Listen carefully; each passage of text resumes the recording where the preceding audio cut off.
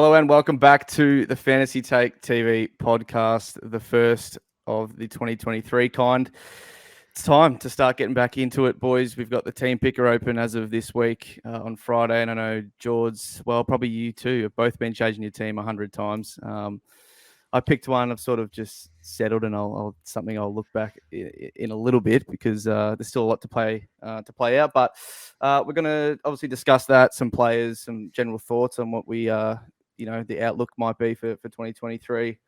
Obviously, welcome back. I know these two boys are very keen, as is myself, to get back into the AFL side of things. We've been passing time as we usually do these periods with NFL. The World Cup. I got up this morning, watched that. Haven't had much sleep, but this is obviously what we're here for, and can't wait to get underway. So, George, how many renditions of your team have you had so far, mate? Have you stopped looking at it? Oh, the screen time on the phone's gone way up, I think. So, changed it again today, actually, but only a few. Well, that's the problem when you read big footy team boards all the time. You find new information. This player's playing here. This player's had an amazing, I don't know, he took 10 intercept marks at training. You got to chuck him in. So that's where we're at the moment, but still very similar, I think, to the video that I did the other day. So very much enjoying it, and yeah, it's just good to have Supercoach back. Definitely speeding up the process now. Yeah, I know this is your definite favourite time of the year. Once the actual season starts, it's a bit more stressful, but the preseason is where you come truly into fold. And JD, you too, mate. You're always scouring out there for some information. And you did a big thread on Twitter yesterday, I think, and that got a bit of traction and bit of thoughts on 2023 and what you see. So I guess we'll talk about that in a bit as well. So, I mean, maybe even just go firstly what you sort of see, or what the landscape you've sort of noticed for next year is already. Thank you, Anna. Very, very nice. Welcome back. Unlike George, actually, I'm probably only on like version 1B. The team I made in the video first up, I've maybe swapped like 2 players, and that's it. It's basically stayed the same. I feel like there's not a whole lot of value doing lots of iterations at the moment. Like maybe like playing around with structures, but not saving anything. So I honestly haven't been fiddling with it too much.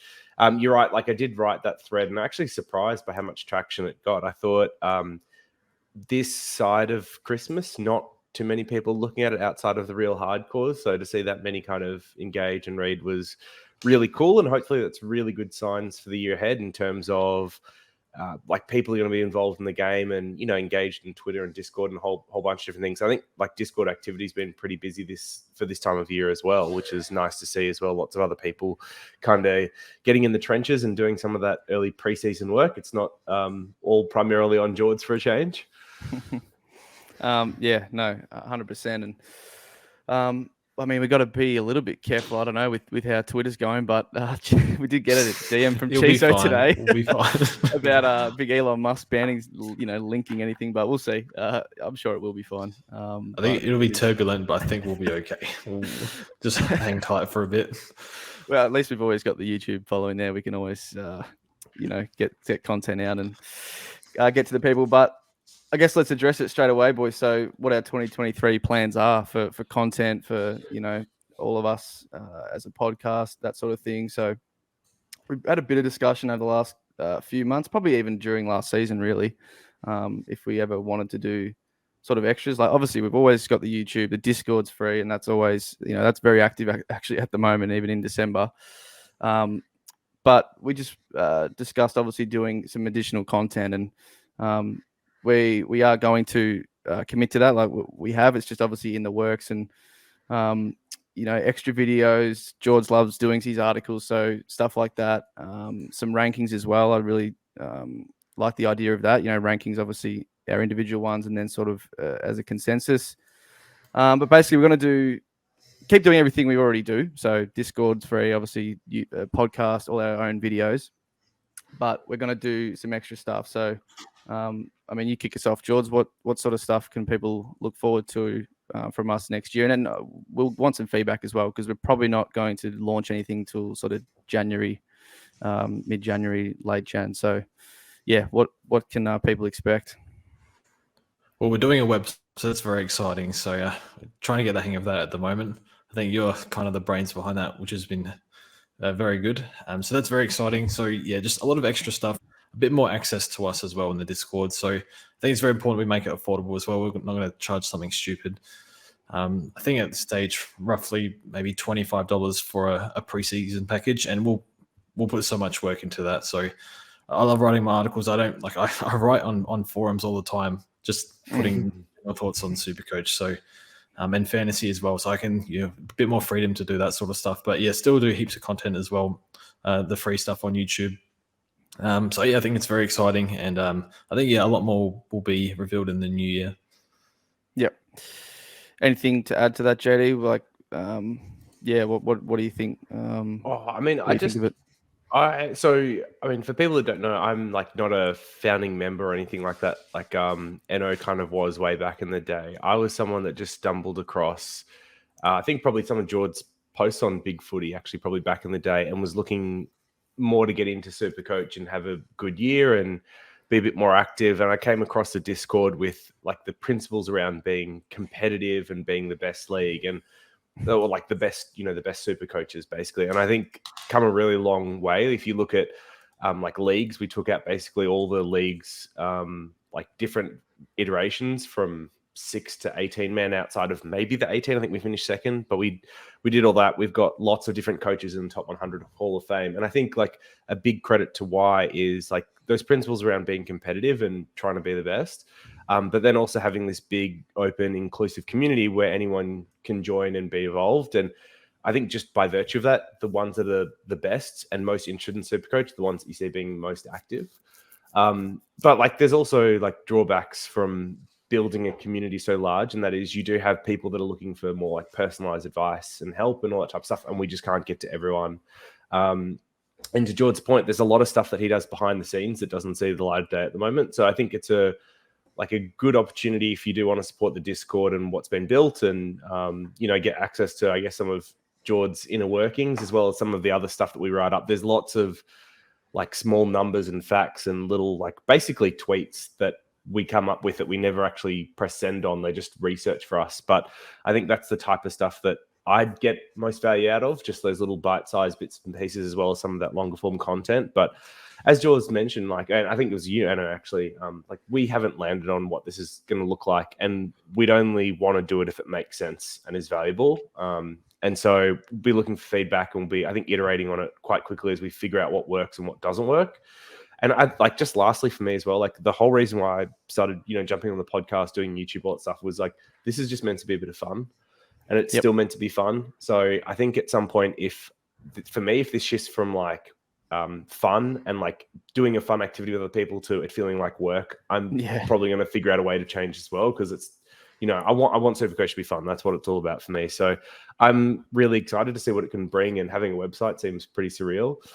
Definitely not what I imagined when I joined all those years ago, but I'm pretty excited for this next phase, and we'll see what happens, and hopefully it can helps to continue to contribute to like building this really awesome like prominent community that does like really good on Supercoach each year. Yep, summed it up quite well. So I think over the next couple of weeks, or even on obviously the comments of this video in the Discord, we might even have like a channel or something, just ideas on what you want to see from us. So I think the whole idea behind it, you said it before, JD, is more personalized content, and when George said it too, it's, as he said, I think there's over 2,000 people in the Discord now, and like that's going to keep growing. And it is like the general chat during the the month or two leading up to round one, you just can't see, you just have no time to read all what's going on in there. And I mean, you brought in the more serious channel last year just to try and keep it more sort of forum like, but there's just a lot of people in there, and it is tough. So if anyone wanted some further access, that would be obviously the main reason for it, and it is meant to be fun. That's still the number one. So yeah, anything more, boys, before we park that until probably the new year?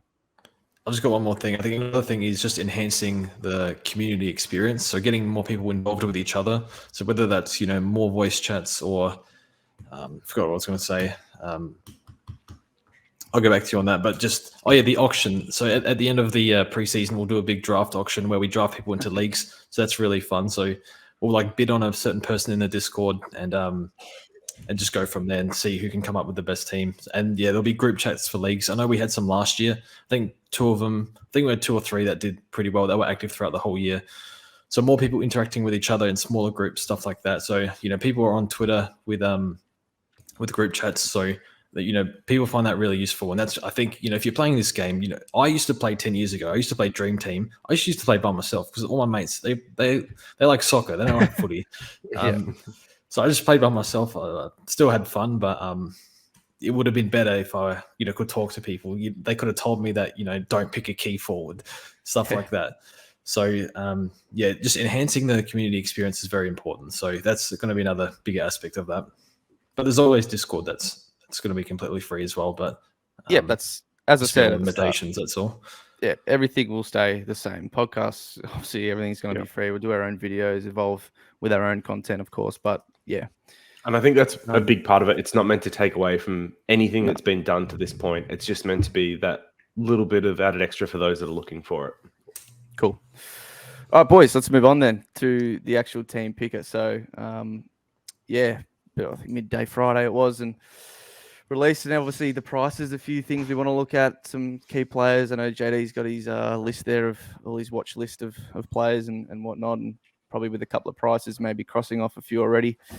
But yeah, I guess the first question is, I'll go to you, JD. What did you find either easy or difficult when you sort of built that first team? I know you streamed it, so as you were scrolling through, what did you notice?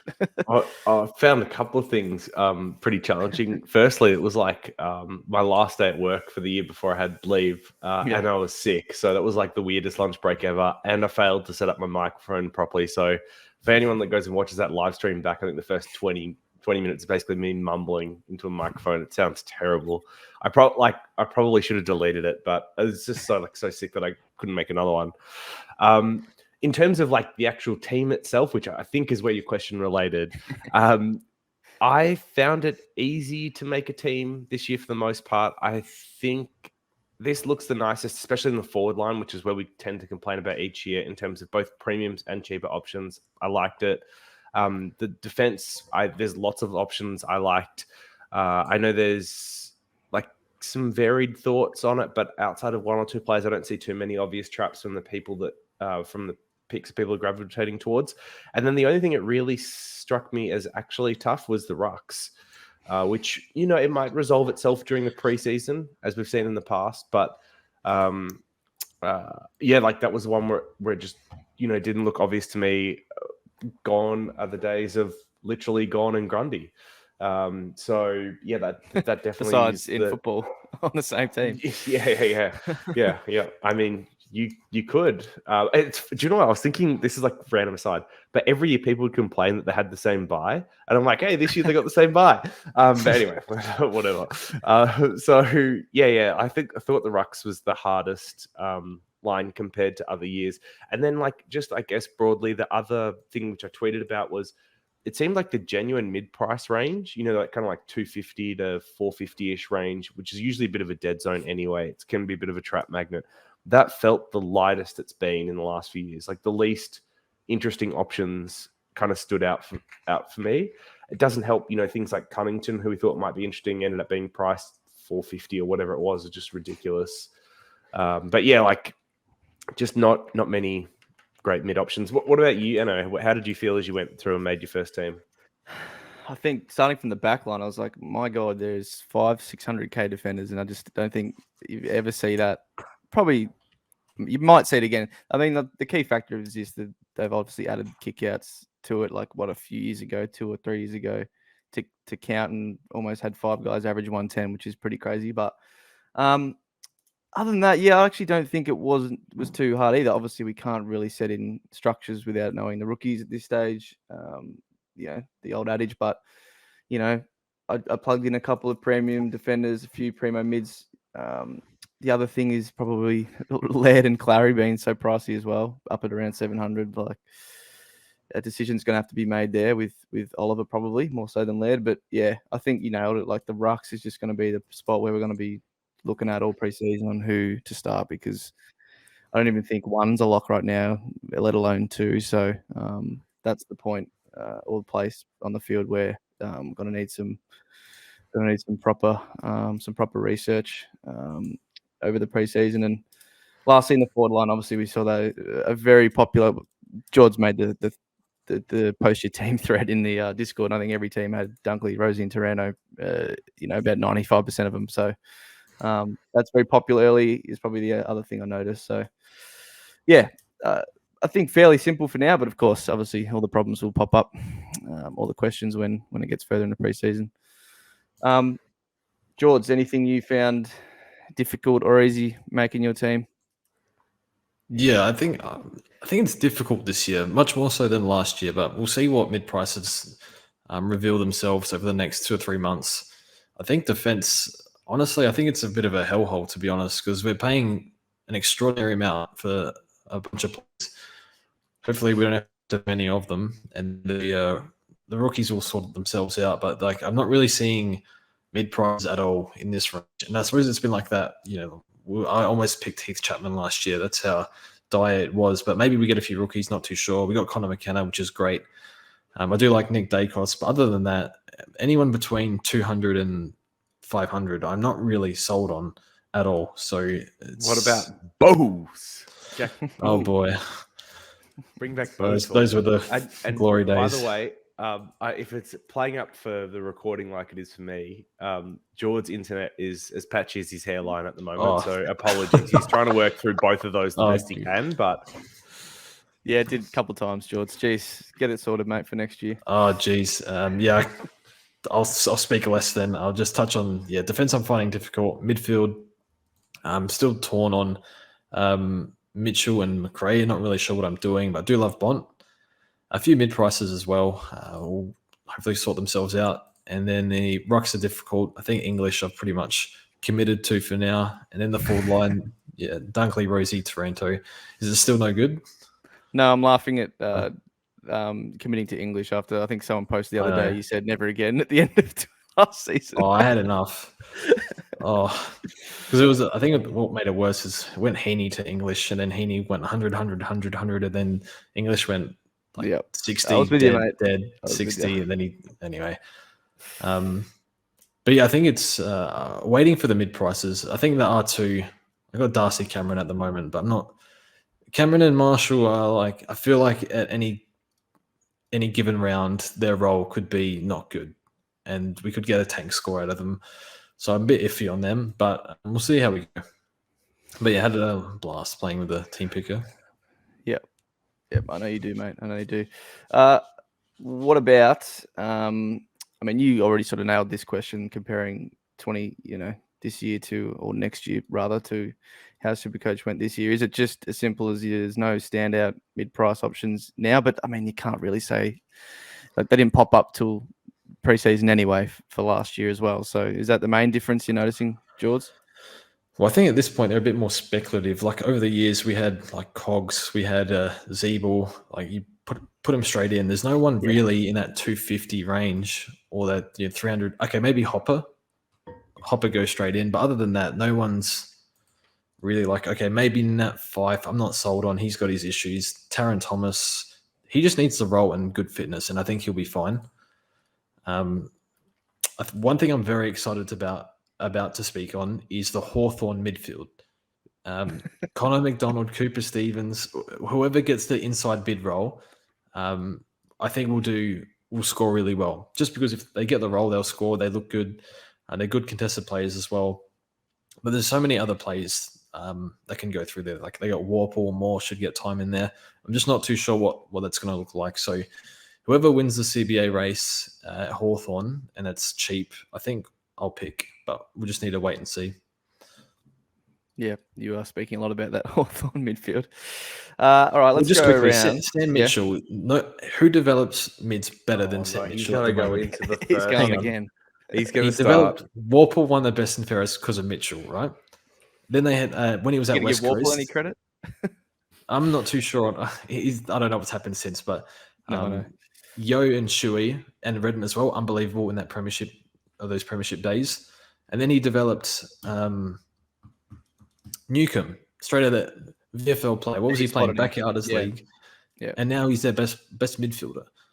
So look, I know he's not the line coach; he's the senior coach, but I think he'll put a lot of time into those midfielders because he's basically said, Titch, Amira, I mean, I have no use for you anymore. I've got these kids. Also, Josh Ward, he's a bit too expensive, but I honestly, I'm pretty confident that we'll end up starting one of these Hawks boys, but we'll see which one.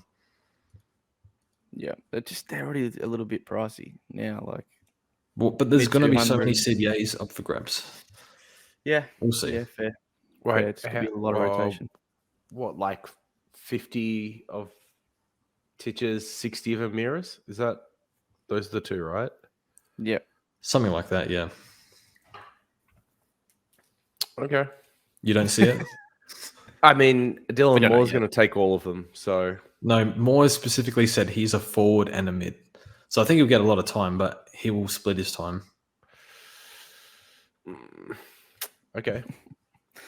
There was right. one game. There's one game last year where Connor McDonald had more than 20% CBAs. Do you want to know what Supercoach score he had? What? 52. 20% CBAs. That's not enough. And by the way, he dominated those CBAs. I remember that. No, I'm a big C-Mac fan. I'm just like ripping into George because each year there's a pick that he tunnel visions so hard, and like you cannot convince him not to pick it once he's locked on. And Lipinski he's last already year. started with yeah. So Lipinski, Tom we got you. Atkins, No. Tom Atkins, Tom Phillips. No, They're the, Tom, like, the Tom last Phillips. three. No. Tom Phillips I got laid on when he got CBAs in the Marsh game. Atkins, yes, I kind of tunneled a bit on that. Didn't even get a halfback that wasn't getting kick-ins. Kind of stuffed that up. Lipinski, yeah, Turned out to be a terrible really there. good player, but still didn't translate to Supercoach scoring at all. But yeah. Just He need used to to make clear that 100 up. for you or something, Atkins. Anyway, let's Yeah. move on. I'm going to ask you boys, obviously it's just a hypothetical, but who's the one player you don't see moving from your squad of 30 over the next 4 months? JD? It's got to be Josh Dunkley. I find it very hard to see him moving out of my forward line. Yeah. He's, as long as he's healthy, he feels like a shoe-in to be a top 3 forward. Yes, you're paying up for him, but the reality is there's upside at his price. He's get more CBAs than what he had at the Dogs. I don't think there's any threat of him getting tagged. Not that there really was the Dogs either, but he should be running roughshod in there with Neil as a 1-2 punch. So Dunkley, I can't see myself moving away from at all. Yep. We know that's an answer for George, so maybe give us someone else, George. I think for me, Marcus Bontempelli. Ooh, So yeah, related somewhat. 58% CBAs last year. That's going up, and he's fully fit, raring to go. He does get a few niggles, but he plays through them. So you could see that as a positive and a negative because that's quite a priced. That's the reason why he averaged 116 instead of 120 plus last year. So I think he can do better than 116. Probably one of the reasons why he didn't do well in the coaches' votes of Brownlow. Bevo was saying he lost a lot of his power last year. Kind of just that's why he didn't have the impact that he had. So he should have that back now. So big fan of Bont, and it'll be fun. He's probably one of the most fun people to own. Once he takes a few big marks and kicks a goal from 55, it's and champion data will give him more points as well. So I'll just say one other thing that was interesting about Bont that I was looking at this year, this is a fun little fact, is one thing that he's been criticized for in the past is consistency, quite a high variance with these up and down games. And he definitely does have a very high ceiling. So you see like 180s and that what come out of him. He only had 3 games below 100 last year. And those scores were 98, 96, and 88. So he's actually raised his floor a lot compared to prior years, which was one of the things I was making me more comfortable with starting him, because generally higher variance players, the ones you can miss and pick up when they have a couple of down games. But that may not be as true as much true with Bont going forward, which is kind of interesting to think about. Yeah. Yeah, I remember he started the year off with just like hundreds, like low hundreds, never went below it, but like no big games, something like that. I remember, but it was like 105, 105, 108, 136, 102, I think were the first 5. Yeah. So yeah, maybe that's true. And then if he gets more CBAs, it's obviously expected, and that's going to be even higher. So, fully fit. It's going to be probably hard to pass him up. for me, I'm gonna go. Look, besides like someone like a Jacob Hopper, who barring no injuries and full preseason, he's gonna be in everyone's team. I'll say Dawson. It's just way too fun to own. Love that I started him last year, and he just turned out to be one of the better picks at sort of a somewhat value. And I just think what's going to change at Adelaide, Jordan, I don't think there's anything that I'm missing, but it's just going to be the same. I don't know. He does get thrown around a bit from time to time, which can frustrate, but he can score anywhere anyway. Like, it doesn't really matter as long as he's not parked, in a forward pocket, which will rarely the case. So yeah, anything to add on Dawson, George, or is he locked away with you as well?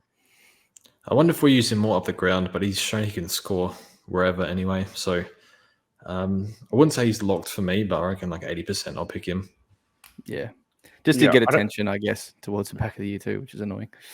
Oh, he was the first defender I picked this year as well. I wouldn't say he's locked though. I don't see any of the I like this is what I was saying was kind of like tough with the defenders. I like Sicily, I like Stewart, I like Doherty, I like Dawson. I could see myself realistically picking any of them, depending on how the preseason plays out. Which makes none of them locked. Because which makes it exactly. Because it's not like there's one standout. One thing I was interested in was he did score about, I think, 10 points a game better in wins than losses. Crows had 8 wins last year, I think it was. Can you see them improving from that? Probably similar, would you say, George? I would have thought.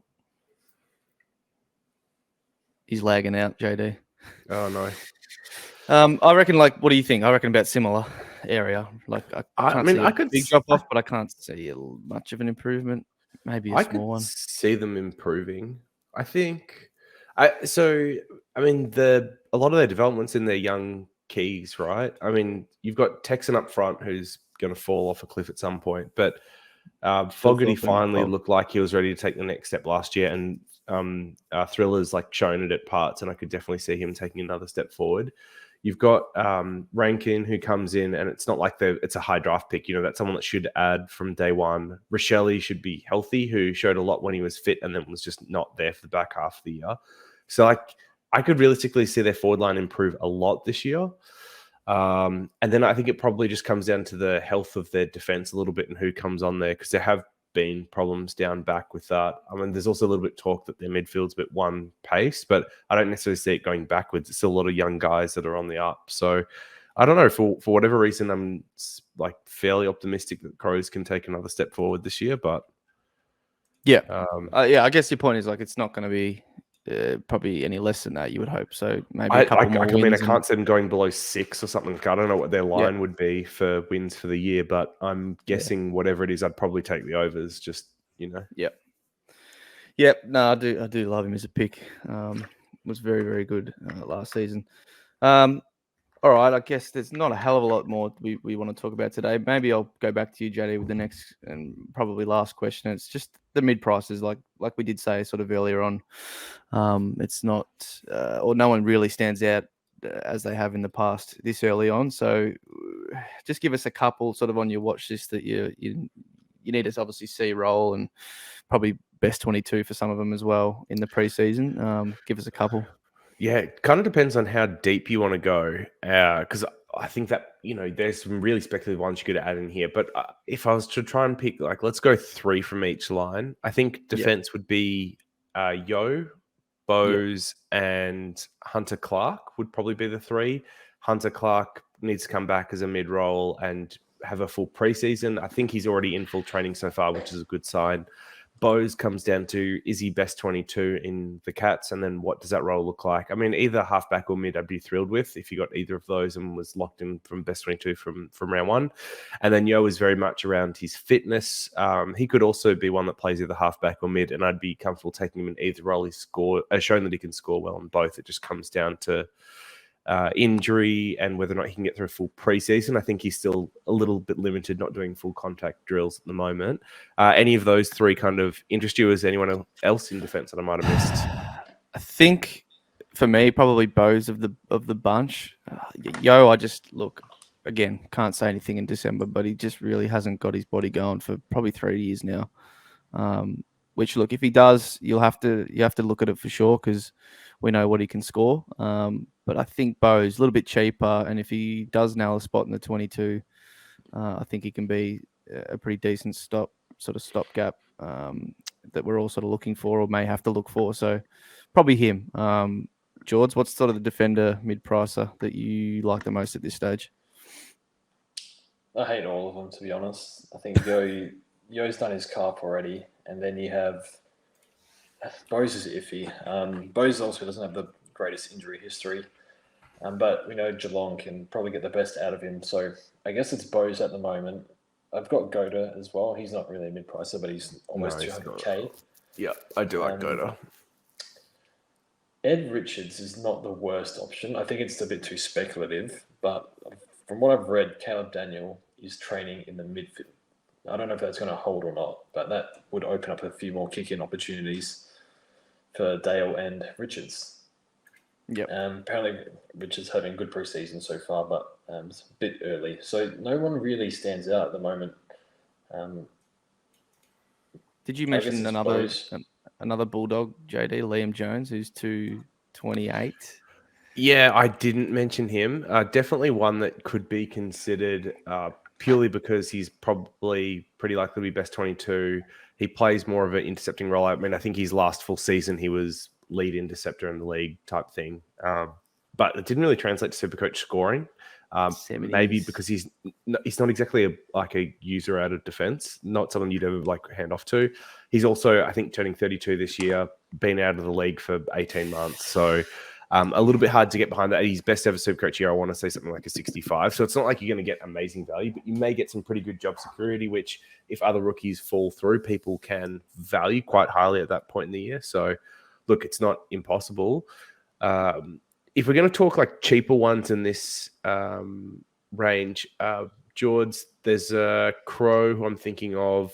He's 155k. He's coming off a PCL that he did last year. I don't know. He's one of the McSomething or others. McPherson, I think you're referring to. He That scored might be as a him. rookie for us. Yeah, a few years ago, he was actually a decent rookie for us. But we have, I think he's moved off the senior list to the rookie list. Okay. Which He's is a rookie. Not the greatest sign. Yeah, I don't know if he's best 22. He wasn't last year, even when he was fit. So he just needs a really strong preseason. I spoke to Dion Spills about this pick the other day, actually, and yeah, I'm not optimistic at all about it. If he plays round one and has a good preseason, I think you could probably field him. But it's one to wait and see, but I wouldn't keep your hopes up on that one. There's one other mid-pricer that's taboo. Did I spot the same one? Who? You go first. Not Chase Jones, is it? No, not Chase. Not Chase. Yes. No. Somewhat serious. Zach Williams. Is he someone that people will be interested in if he has a full preseason? What is he? I'm not even going to look at his 425. No. 425. No. Yeah. No. Damn. Probably too much. Yeah, no. Yeah, I think if it was 350s, he'd be very interesting, but probably a little bit too much at that price point. Okay. Yep. Midfielders besides Hopper, I guess. Yep. Oh, besides Hopper, I was going to lock it in. That was number one. Yeah, that's what I mean. Look, there's not a ton that I find overly interesting in this range. I mean, towards the top end, you might have people that want to look at a DeGoey and see if he bounces back, but I'm not really going to discuss that. I think we saw last year that he's not going to perform well in Supercoach, even if he performs well in game. Dom Sheed is a little bit interesting at 332k, or I think he's roughly around there. So basically the same price as Hopper. It just seems that Hopper's a better alternative. So I think it's going to make it pretty difficult for people to run two of those and go Sheed over Hopper. You've got Setterfield at 350k, which is more expensive than both of those, but people are talking about him being this year's Brody. I don't see that being the case. One that I think is a little bit interesting is Jai Cully, who arrived in the mid-season draft for West Coast last year, played 4 games, had one that was a complete nightmare, so he's only priced at 276k. I think so that's someone that realistically could get into the 400k. He's definitely not a keeper, but you could make enough money at that price. Trying to think, is anyone else? Warple, people have talked about a little bit, which goes along with George's theme of he was one of Mitchell's boys at one point in time. There are mid CBAs opening up with Titch going, and that seemed to be who affected Warple the most. So could you see a bounce back there? And then the other midfield that I think is like similarly interesting is GWS. So with Hopper and Taranto going, you've got a lot of CBAs open up there. I think you've got some really obvious ones in Green, Kelly, Cogs, who could get more CBAs. But of the youth coming through, Finn Callahan, as you say, is one that is very interesting, very highly touted as a junior. Hasn't been given a ton of chance at senior level, only priced 244K. So really that's just an extra 40K on someone like Ashcroft. And that's someone else that could potentially be interesting. But to be honest, a lot of these people would have to do a lot in the preseason for me to get interested in them. And realistically, Hopper's the only one that would be gracing any of my sides at the moment. Yep. Have you got any more, George, that don't play for Hawthorn? Yes, I do. Oh. So I'm just looking through the list and running the numbers. Do you guys remember 2 years ago, Lucky Ash had a good season at halfback? Yes, so yes. Before the buy, his average was 85 in 2021. He's priced at 330K. Maybe not enough. He has to get back to defense. And then he was sub twice, and then his scoring tanked like no other after that.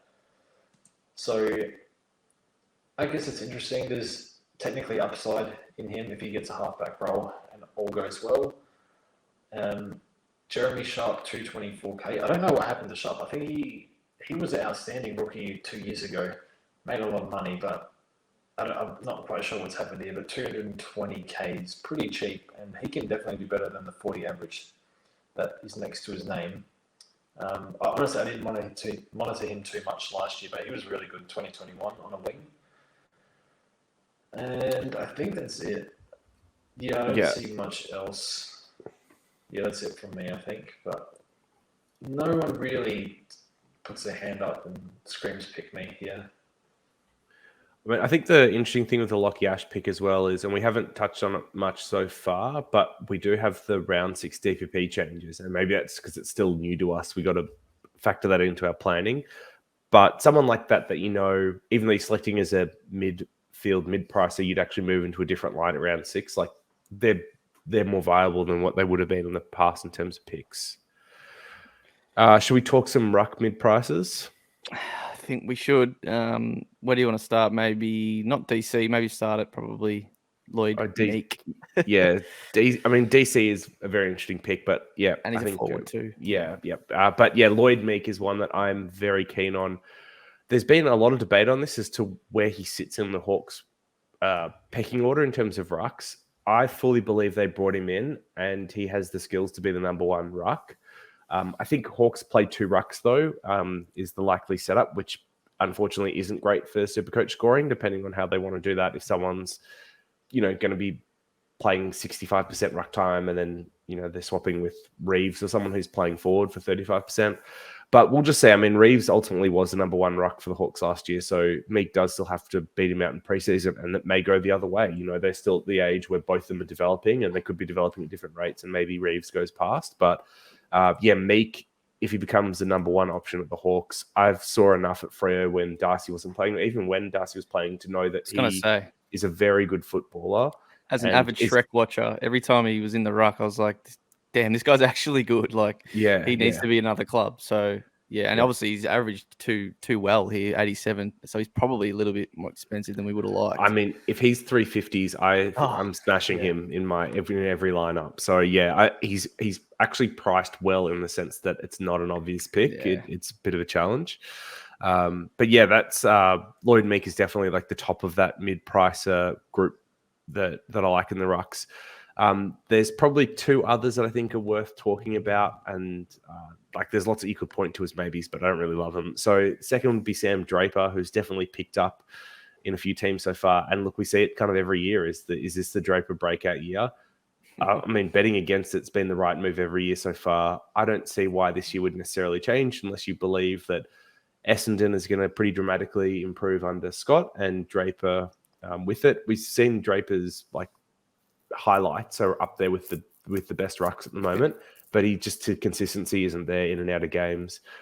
There's been talk about, modeling his game on max and captain kind of aspirations in the same way, but he's got to show the consistency before he's up for either of those. So, yeah, I think that's probably a miss for me so far, as much as I love Draper. And then the other one that would be a little bit interesting is Tristan Cherry, who a lot of us had last year. He's 390k after like a pretty poor back end of the year, and Goldie taking back over some of the ruck duties and roles. I mean, I think you're going to see that transition continue to happen.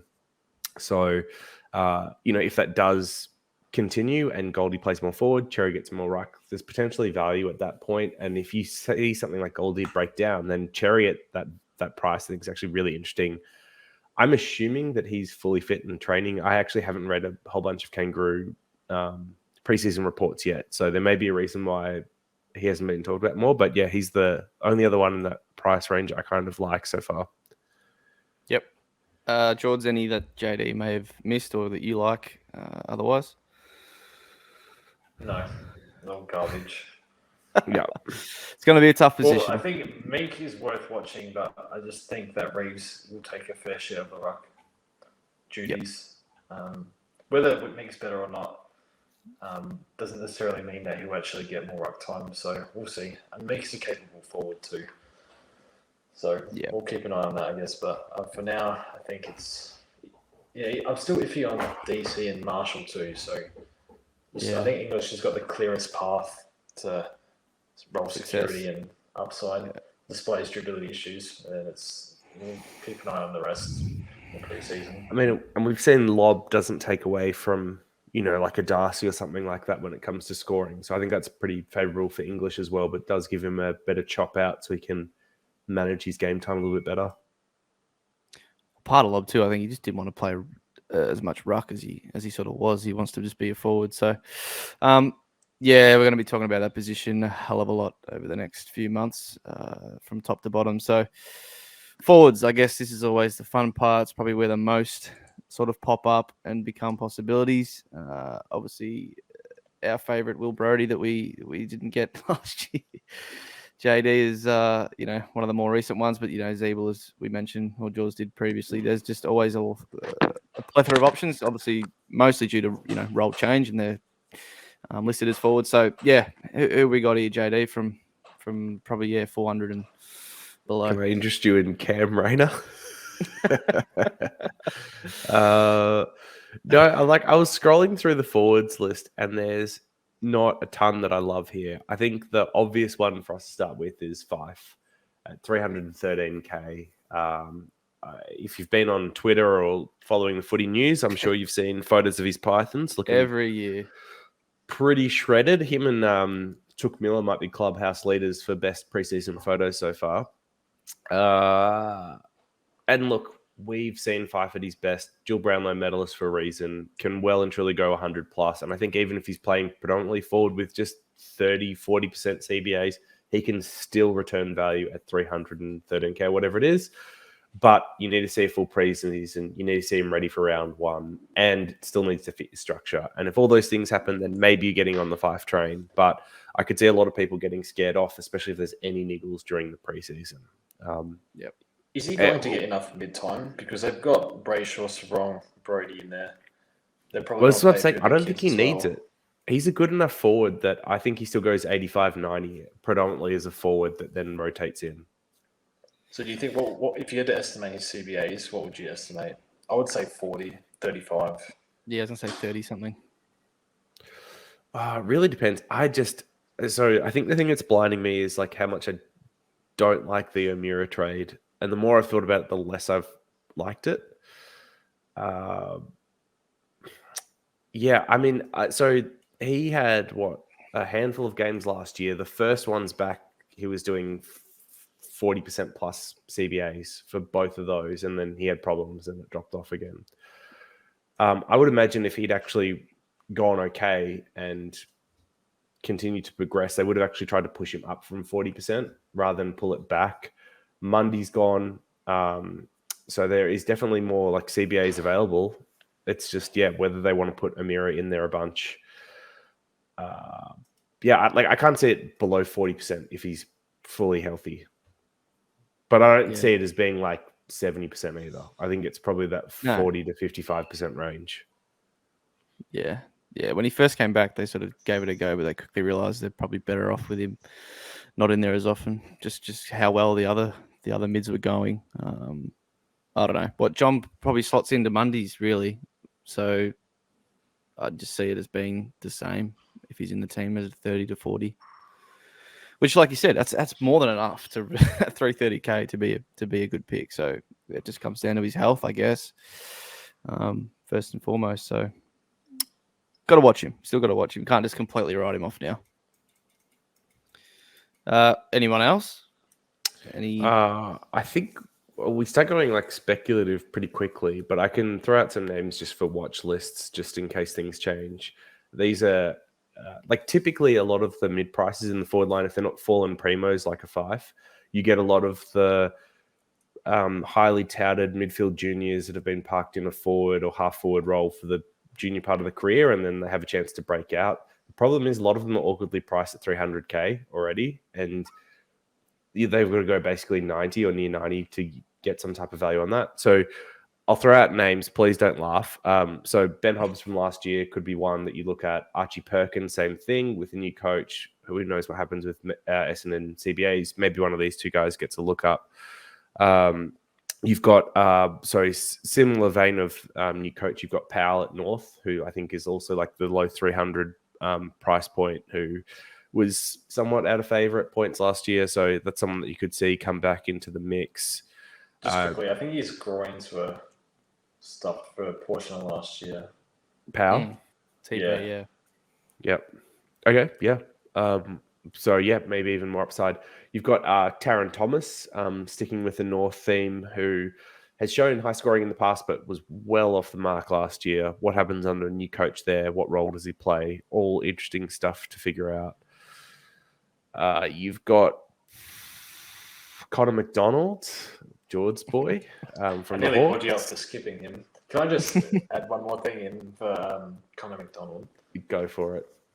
So the number one average for fantasy points in the 2021 draft, who was it? Obviously Nick Dacos. Who was number 2 again? I remember, yeah. I was looking Connor at him. McDonald. Yeah. That's Just because I saying. shoved him on my bench at this point last year when the team picker came out, because I was like, oh, yeah, this kid had he was up there for the fantasy points. But, yeah, I guess it all comes down to the role, George, doesn't it? Is he going to get it? Is he... Pretty much. Is he too much? He's not really. Is he 260, 270? Can he do 80 plus sort of to be worth it? Who knows? I guess that's going to be the theme this preseason. Yeah, that's what we're trying to figure out. Anyway, continue on scrolling down, JD. Yep. So, I've still got more. So, Will Snelling averaged 80 in 2021. He's priced at 50, so it's 30-point gap if he can kind of get back to his best.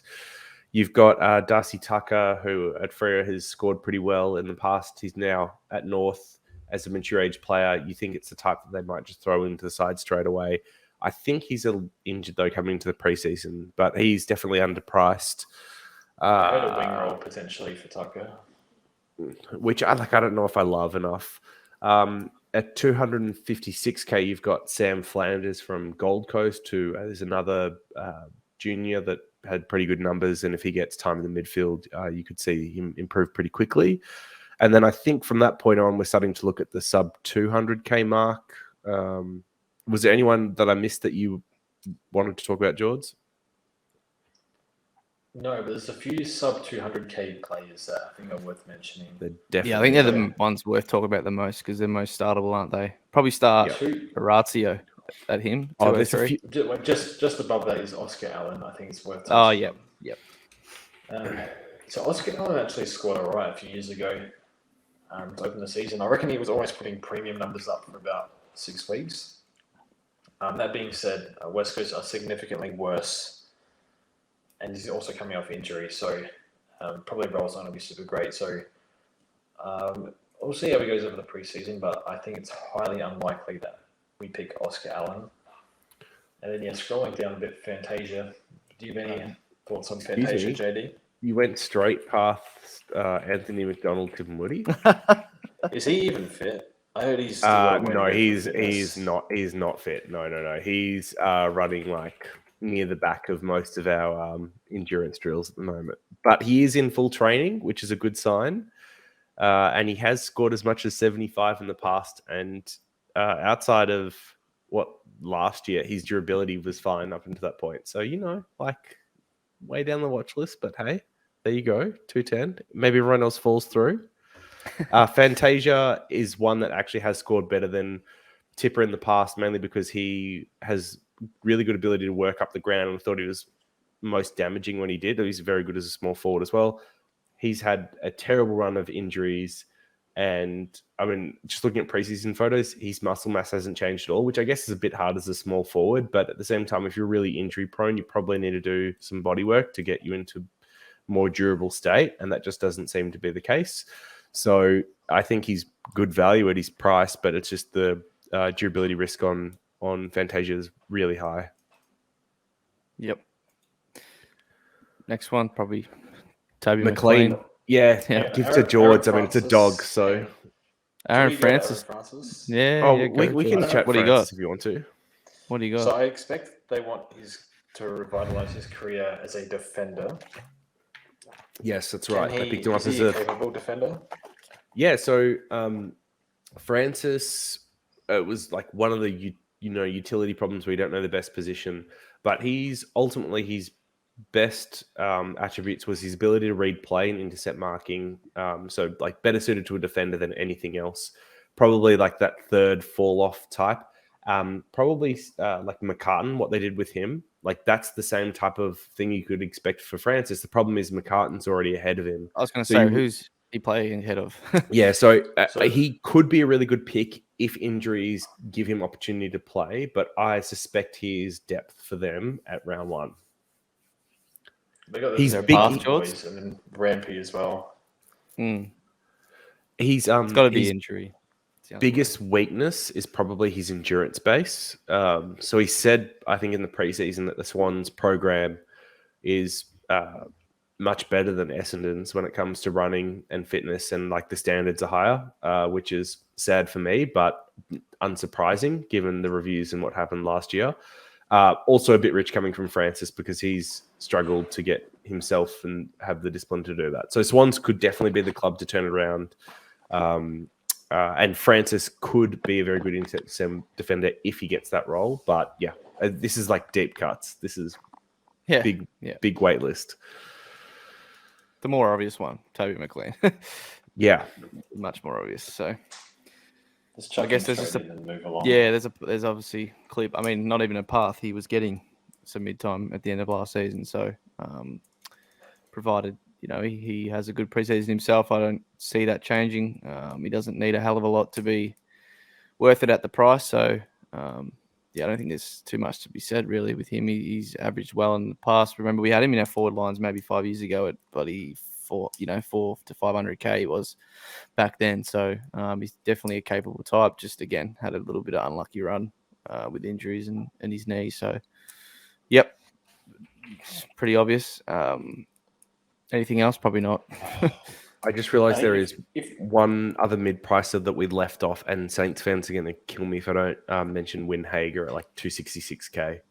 So if he gets unleashed as a proper midfielder and isn't tagging anymore, then that's one you could watch. Sorry, let's go back. Seb would say something. Yeah, go, George. What more on Toby? Not really. I think even if they play him low CBA, he's high half forward. I think he can still find the ball. He's got a good endurance base and he tackles a lot. So at 178k, it's not really any downside. So yeah, chuck him in and move on. You got Ben King just under him.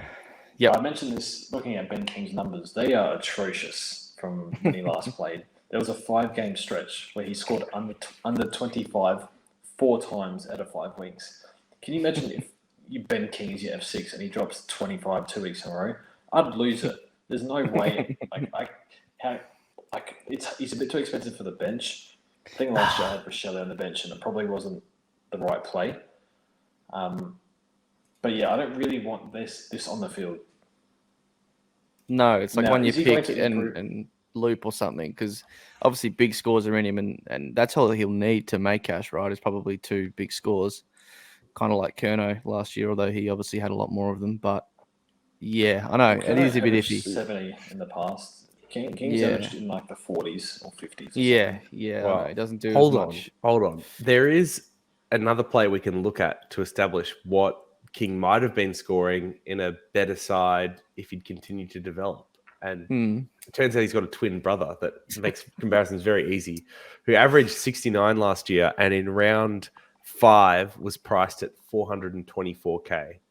So, yes, I totally agree that his history is not great, but he was playing in a bad Gold Coast side where he was the only forward and was playing as the number 1, which is a really tough situation to be in. The midfield's a lot better. They've got Wits back. They've got other forward options this year. He's another year older and bigger, but he has been out of the game for a year, and he is a key forward returning off ACL, which is some pretty scary stuff. I mean, I think just looking at his past stats doesn't tell the full story, and he can easily outperform those this year. But he's also not a lock. Like I think like McLean is the more obvious Depends option. how many cheaper rookies might come up. We don't Yeah. really know, but Yeah.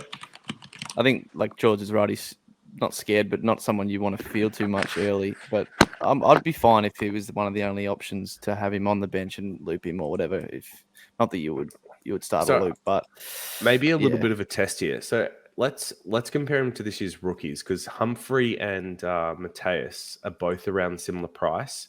If those two were named round 1 for their sides, maybe they're named on the ball, maybe they're named at forward. Like, would you pick either of those over King? No. They're like, Maybe Philip, because he looks good. yeah. Well, okay, there's a clear, obvious one here, actually, if you've been doing your big footy research. And that is Josh Bruce at 161K is playing as a defender. So our resident dog supporter, Mr. Friends, was saying today, so they got Gardner and Liam Jones as their key backs. And Keith fell out of favour. They were dropping him last year. So Bruce might take Keith's spot and we'll get an intercepting defender for 161K. But, ifs and buts, see how it goes. Mate, if he's playing and that's his role, then yeah, definitely. Just obviously depends if he can nail that down in the team. I mean, it makes sense. They've got a lot of forwards now, so and he was back off his own ACL, right? So he's obviously had to find a spot. But a few interesting ones, isn't there? Anyone else?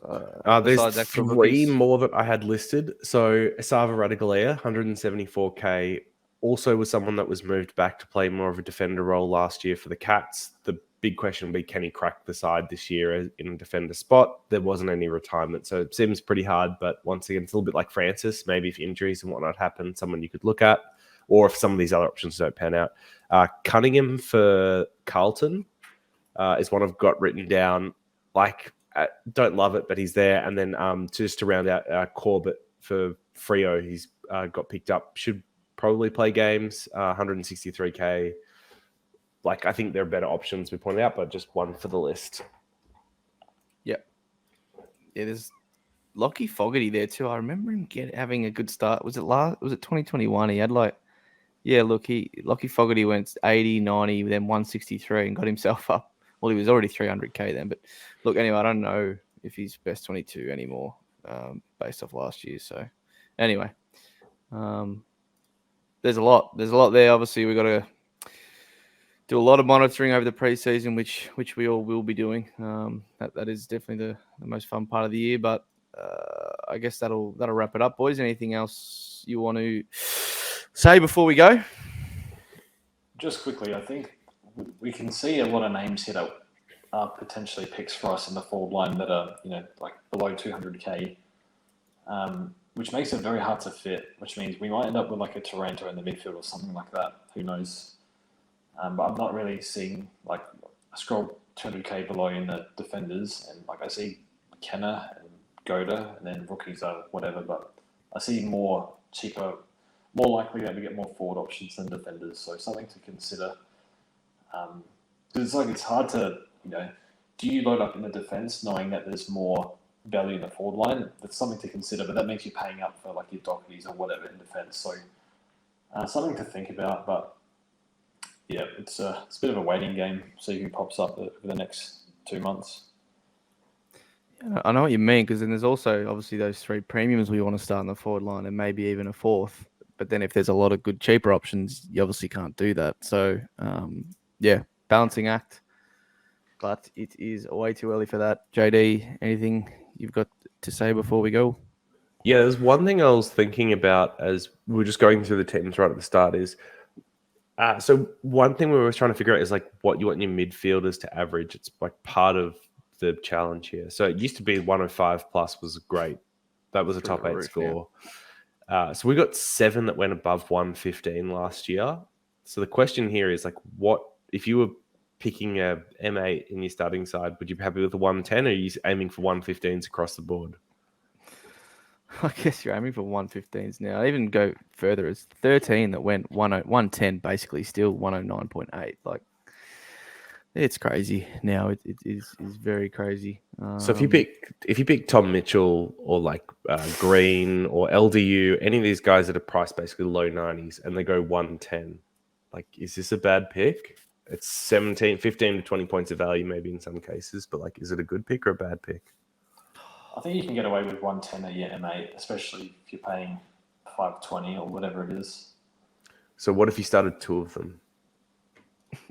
Well, then you're foregoing, because you didn't, like, that's not including Jack Steele, those 7 players that went 115 plus. Mm-hmm. Plus I mean, hopefully some sort of bounce back there.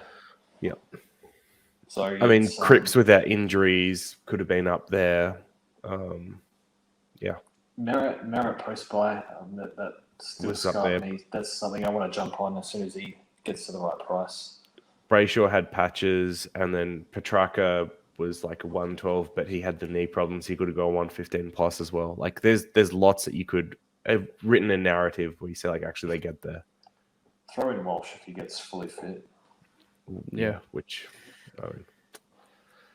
yeah, it's crazy. The prices and the game now is just it has changed quite a lot, and the salary cap hasn't, but of course the trades have. So I mean, as far as we're aware, we believe it's all sort of all the same. 35 trades and the boosts.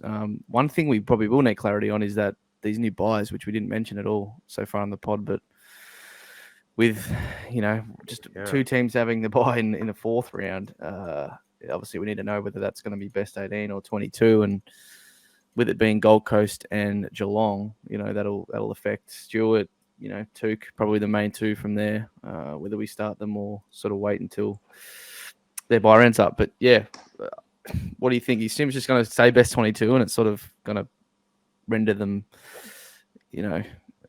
you have to think about it. Do you really want to pick them? I can't remember what it was when they had the Port Gold Coast China game. Yeah. I think it was still best 18, or maybe it was best 20. I think I can't remember, but they'll release the rules, I reckon. Someone out there will tell us in the comments. Free picker launch, I think. Yeah. It is pretty challenging because having the players in that buy in your team already isn't the end of the world, because you're going to easily field 18. But if you then don't have any trade targets the week after, because you've already got the only 2 players worth owning in, say, Stewart and Took, that assumes like Witts isn't a good pick or whatever like that, then that does actually put you in a pretty tough position, because you basically missed out on some points, maybe 50 points in that round 1 by having them both not play. And then you haven't picked up any by having better trade targets on the... Yeah, so it's like, it is awkward. Well, that's the thing. If it's best 18, they'll probably still find a pick, because, like you said, you're going to have 18 play. But if it's not changing and it's still best 22, they're probably not good to start, because you're down a primo. So, yeah, I mean, hopefully, Supercoach will let us know before the season, but they will. It'll be in the rules. Yeah. It'll be in the rules. Yeah. Don't worry. Cool. All right. Good first discussion, boys. That'll be probably our last podcast, or first and last, sort of for the end of this year until after Christmas and the New Year. So, as we said at the beginning of the pod with our plans for 2023, do give us some feedback down below or in the Discord. But yeah, anything else finally before we do leave? George, if you got anything to say about that? Not really. Fix your Sorry internet, about the technical difficulty. Yeah, I was going to say I'm not too upset because the hairline can stay hidden for a bit longer, so that's a positive. But anyway, it still wasn't not too great on your phone, mate. I don't know what's going on. All right. Don't Thanks for useless. watching. Thanks for listening, and we'll see you guys next year.